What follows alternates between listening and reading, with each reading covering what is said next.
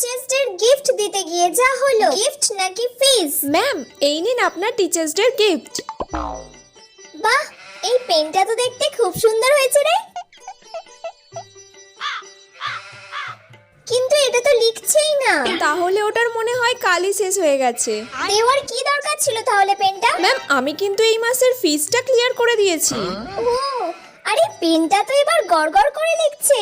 না না না, কালিটা খুব সুন্দর, আমার খুব পছন্দ হয়েছে এই পেনটা। ম্যাম, আমি আপনার জন্য এবারে এইটা এনেছি। পারফিউম? তোমাকে কে টিচার্স ডেতে আমাকে এইসব গিফট করতে বলেছে? আমার এইসব চাই না, আমার যেটা দরকার তুমি আমাকে শুধু সেটা দিয়ে দিলেই হবে। তুমি আমার ফিসটা মাসে মাসে দেওয়ার চেষ্টা করো। হ্যাঁ ম্যাম, মনে হয় 2 মাসের ক্লিয়ার নেই। 2 মাস?